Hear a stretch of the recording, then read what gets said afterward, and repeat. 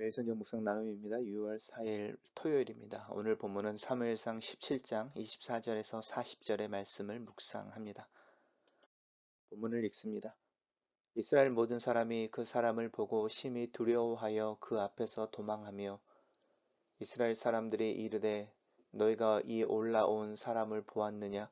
참으로 이스라엘을 모욕하러 왔도다.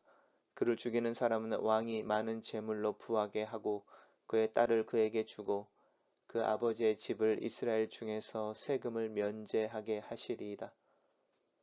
다윗이 곁에 서 있는 사람들에게 말하여 이르되 이 블레셋 사람을 죽여 이스라엘의 치욕을 제거하는 사람에게는 어떠한 대우를 하겠느냐?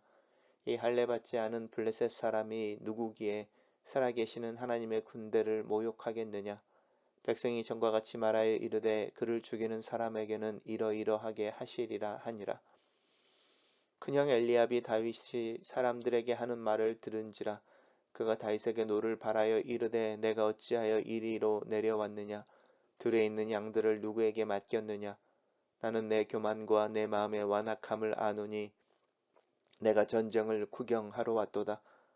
다윗이 이르되 내가 무엇을 하였나이까? 어찌 이유가 없으리이까 하고 돌아서서 다른 사람을 향하여 전과 같이 말하매 백성이 전과 같이 대답하니라. 어떤 사람이 다윗이 한 말을 듣고 그것을 사울에게 전하였으므로 사울이 다윗을 부른지라. 다윗이 사울에게 말하되 그로 말미암아 사람이 낙심하지 말 것이라. 주의 종이 가서 저 블레셋 사람과 싸우리이다 하니 사울이 다윗에게 이르되 내가 가서 저 블레셋 사람과 싸울 수 없으리니 너는 소년이요 그는 어려서부터 용사임이니라. 다윗이 사울에게 말하되 주의 종이 아버지의 양을 지킬 때에 사자나 곰이 와서 양떼에서 새끼를 물어가면 내가 따라가서 그것을 치고 그 입에서 새끼를 건져내었고 그것이 일어나 나를 해하고자 하면 내가 그 수염을 잡고 그것을 쳐 죽였나이다. 주의 종이 사자와 곰도 쳤은즉 살아계신 하나님의 군대를 모욕한 이 할례받지 않은 블레셋 사람이리이까 그가 그 짐승의 하나와 같이 되리이다. 또 다윗이 이르되 여호와께서 나를 사자의 발톱과 곰의 발톱에서 건져내셨은즉 나를 이 블레셋 사람의 손에서도 건져내시리이다. 사울이 다윗에게 이르되 가라 여호와께서 너와 함께 계시기를 원하노라. 이에 사울이 자기 군복을 다윗에게 입히고 너투구를 그의 머리에 씌우고 또 그에게 갑옷을 입히매 다윗이 칼을 군복 위에 차고는 익숙하지 못하므로 시험적으로 걸어보다가 사울에게 말하되 익숙하지 못하니 이것을 입고 가지 못하겠나이다 하고 곧 벗고 손에 막대기를 가지고 시내에서 매끄러운 돌 5을 골라서 자기 목자의 제구 곧 주머니에 넣고 손에 물매를 가지고 블레셋 사람에게로 나아가니라. 이제 우리가 다윗이 골리앗과 싸우기 위해 준비해서 골리앗 앞으로 나아가는 장면이 오늘의 본문입니다. 4개의 단락으로 나눠져 있습니다. 첫 번째 단락입니다. 어제 아버지 이새의 명령을 받아서 세 형들의 안위와 안부를 묻기 위해 전쟁터에 도착했던 다윗이 이스라엘을 격동하는 골리앗의 소리를 듣게 됩니다. 이스라엘 모든 사람들은 골리앗을 보고 심히 두려워하여 그 앞에서 도망하여라고 말하는데 40일이 지나는 동안에 이 기세에 밀린 이스라엘 중에 많은 탈영병들이 생겼음을 예상할 수 있습니다. 이스라엘 사람들이 이르되 너희가 올라온 사람을 보았느냐라고 말하는데 이 서로 이야기하는 부분이죠. 골리앗에 대한 이야기를 하고 있습니다. 그리고 참으로 이스라엘 모욕하러 왔도다. 그와 싸워서 이길 승산이 없다라는 것이죠. 하지만 그를 죽이는 자에게 사울 왕이 많은 재물을 주고 그의 딸을 주고 또 이스라엘 중에서 세금을 면제하게 해준다. 이제 이렇게 말합니다. 왕이 줄 수 있는 최고의 어떤 특혜를 주겠다라는 뜻이죠. 그 말을 듣고 다윗이 옆에 있는 사람들에게 물어보는 거죠. 이 블레셋 사람을 죽여서 이스라엘의 치욕을 제거하는 사람에게는 어떤 대우를 하겠느냐. 이 할례받지 않은 블레셋 사람이라고 이제 골리앗을 부르고 있는데 요나단도 그렇고 이 다윗도 블레셋 사람들 부를 때에 이 약속의 대상자가 아닌 이렇게 말하는 거죠. 할례를 받지 않은 단순히 이방인이라는 개념보다 하나님의 언약의 대상자가 아닌 그래서 하나님의 은혜 안에 있지 않은 이 부분을 강조하고 있습니다. 그리고 또 하나는 살아계신 하나님의 군대라고 이스라엘 군대를 이제 칭하고 있습니다. 그러니까 그만큼 다윗이나 요나단이나 자신들의 형편들을 볼 때에 하나님과의 약속 또 하나님을 향한 믿음 가운데서 현실을 보고 있는 부분입니다. 믿음이라고 하는 부분들이 보이지 않는 하나님, 그 하나님을 믿고 있고 그 믿음의 관점에서 세상을 바라보는 것이어서 우리가 경험하는 상황들을 믿음으로 해석해낼 수 있어야 합니다. 단락을 요약해 보겠습니다. 골리앗을 두려워하고 그 앞에서 도망하는 사람들과 달리 다윗은 살아계신 하나님의 군대를 모욕하는 골리앗에 대해 분개한다. 이렇게 요약했습니다. 두 번째 단락입니다. 이제 큰형 엘리압이 다윗이 다른 사람들과 함께 이야기하는 부분을 듣는 거죠. 이렇게 골리앗을 할례받지 않은 이 이방 블레셋 사람이라고 부르고 살아계신 하나님의 군대를 모욕하는 자라고 업신여기는 말 좀 이렇게 하나님 앞에서 의로운 분개해서 화를 내고 있을 때에 그 모습을 엘리압이 보고 다윗을 책망합니다. 그래서 다윗을 책망하는데 노를 바랬다 이렇게 말합니다. 왜 다윗을 향해서 이렇게 심하게 화를 내고 있을까? 사실은 자신들의 안위를 걱정해서 아버지 심부름을 온 동생, 막내 동생이고 또 자신들의 먹을 것을 가져오고 뭐 이렇게 있던 동생이어서 사실은 그 동생이 험한 전쟁의 터에 온 것을 걱정해 줘야 하는데 이 형의 반응이 사실은 좀 특이해 보입니다. 그러면서 이제 어찌하여 내가 이곳에 왔느냐? 들에 있는 양떼들은 누구에게 맡겼느냐? 너 일하는 게 싫어서 여기 왔지. 이제 이렇게 말하는 거죠. 내 교만과 내 마음의 완악함이라고 말하는데 너가 현실을 파악하지 못하고 네가 네 믿음을 주장함으로 오히려 교만하고 네가 감당할 수 없는 말을 한다. 이제 이런 이야기를 하고 있는 거죠. 그리고 이제 전쟁을 구경하러 왔다라고 하는 것은 네가 괜히 이스라엘 사람들을 격동해가지고 이제 뒤에서 충동질 해가지고 골리앗과 싸움을 붙이려고 한다. 이렇게 싸움을 붙이는 자로 다윗을 비난하고 있습니다. 하지만 다윗은 이 형에게 분명하게 말하죠. 내가 무엇을 하였습니까? 어찌 이유가 없겠습니까? 내가 여기 온 이유가 있고 내가 와서 아무것도 하지 않지 않았느냐? 이렇게 반론을 하고 있습니다. 단락을 요약해 보겠습니다. 다윗의 큰형 엘리압이 다윗의 말을 듣고 화를 내며 다윗을 꾸짖는다. 이렇게 요약했습니다. 세 번째 단락입니다. 세 번째 단락에서 어떤 사람이 다윗이 한 말이죠. 할례받지 않은 블레셋 사람, 살아계신 하나님의 군대를 모욕하는 자라고 말하는 이 다윗의 말을 듣고 사울에게 전하는 것이죠. 싸울 사람이 생겼다. 싸우려고 싸우기를 원하는 사람이 있다. 이렇게 사울이 들었겠죠. 다윗을 불러서 다윗을 보니까 다윗이 이제 모르는 사이도 아닐 뿐만 아니라 이제 다윗을 불러서 이렇게 살펴보는 것이죠. 근데 다윗이 사울에게 이야기합니다. 낙심하지 말아야 한다. 사람이 그로 말미암아 낙심하지 말아라. 그리고 주의 종 자신을 이야기하는 것이죠. 자기를 낮춰서 이야기하는 거죠. 내가 저 사람과 싸우겠다. 이렇게 말합니다. 근데 사울이 다윗에게 말하는 거죠. 허락하지 않는 것이죠. 왜냐하면 너는 소년이고 기억나시죠? 얼굴 빛이 이렇게 뭐 빛나고 총명해 보였지만 머리가 이렇게 붉은색이었지만 그 부분들이 소년을 묘사해내는 아직은 어린 아이의 티를 벗어내지 못하는 모습일 때에 골리앗은 어려서부터 용사였다라고 비교할 수가 없어. 이제 이렇게 말합니다. 그럴 때 다윗이 자신의 경험을 이야기하는 거죠. 아버지의 양떼를 지킬 때에 사자나 곰이 와서 양떼의 새끼들을 물어가면 내가 그것들을 따라가서 치고 새끼를 건져냈었다. 또 그것들이 나를 공격해내면 내가 수염을 잡고 그것을 쳐 죽였다. 그런 이야기를 하고 있고 그래서 내가 그 경험을 가지고 골리앗과도 한번 싸워보겠다. 이렇게 말을 합니다. 살아계신 하나님의 군대를 모욕한 이 할례받지 않은 블레셋 사람이라고 하는 표현을 계속해서 쓰고 있는 모습입니다. 그리고 또 하나는 이제 다윗이 간증하는 것이죠.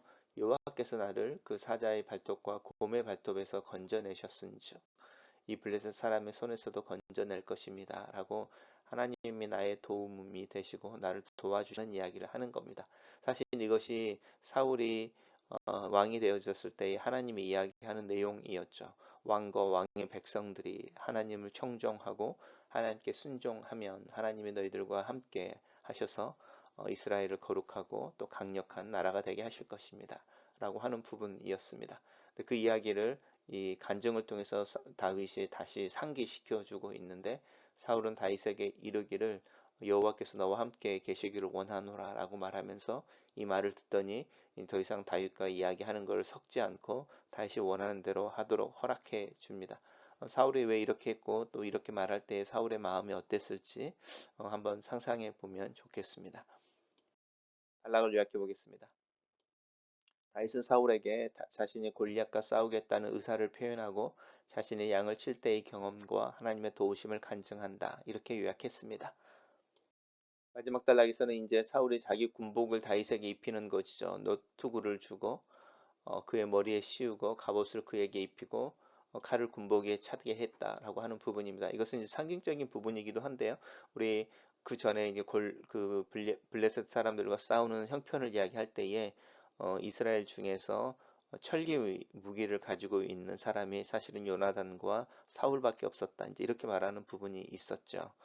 그래서 이제 전쟁을 하러 갈 때에 최고의 무기, 이스라엘에서 구할 수 있는 최고 무기를 사실은 다윗에게 주고 있습니다.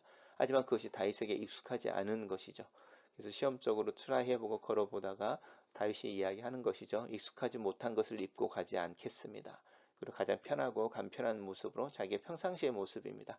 이 막대기를 가지고 오라고 하는 이 막대기하고 지팡이가 있는데 지팡이는 이제 양들을 건져내거나 인도할 때 쓰는 것이고 이 막대기라고 하는 것은 이제 무기인 것이죠. 공격할 때 또 이렇게 뭐 늑대라든지 우리가 아까 봤던 사자라든지 곰을 공격할 때 쓰는 무기로 사용하는 몽둥이를 의미하는 것이죠. 그것과 그다음에 이제 자기가 양떼를 칠 때 항상 가지고 있었던 목자의 제구라고 하는 이 물매인 거죠. 물매와 그 물매로 사용할 수 있는 물맷돌 5개를 골라서 골리앗에게 나아가는 모습으로 오늘의 본문이 끝나고 있습니다. 단락을 요약해 보겠습니다.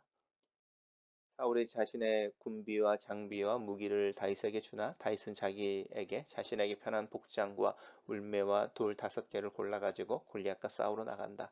이렇게 요약했습니다. 첫 번째 묵상 나눔입니다. 신앙생활을 하면서 화를 내는 것에 대해 고민하게 된다. 어떤 상황에 대해 분개해야 할 때가 있지 않을까 고민하게 된다.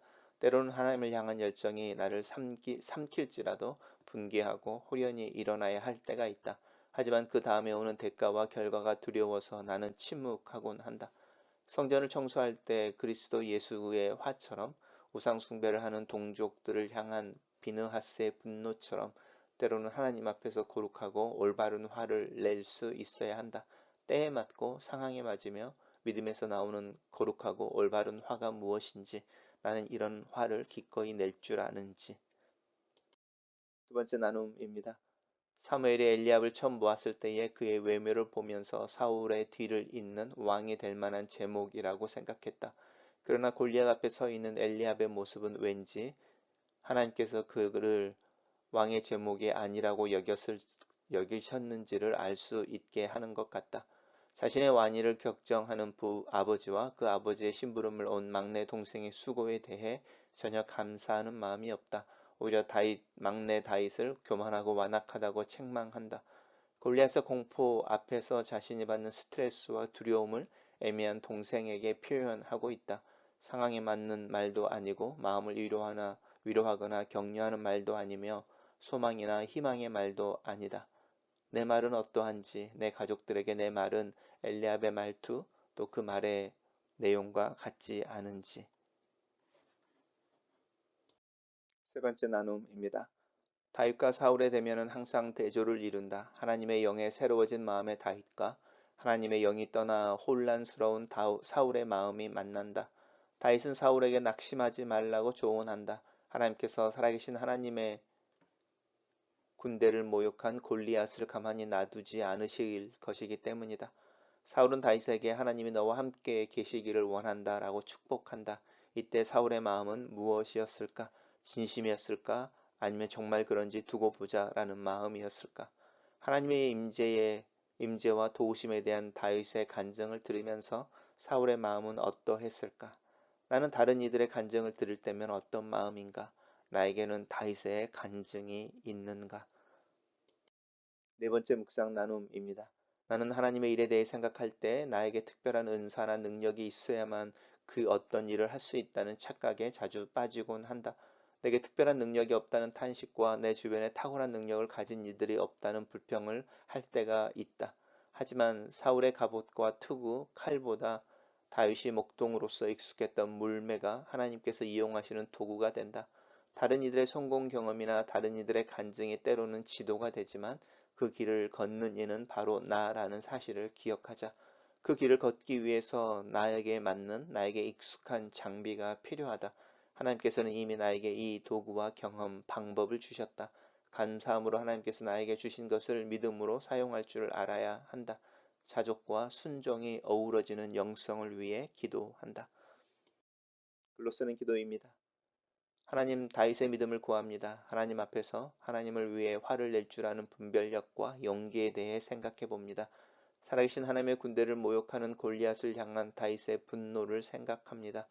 교회의 형편에 대해 분노할 줄 알게 하시고 그 화가 하나님 앞에서 회개와 회복을 향한 순종으로 나타날 수 있도록 도와주시옵소서.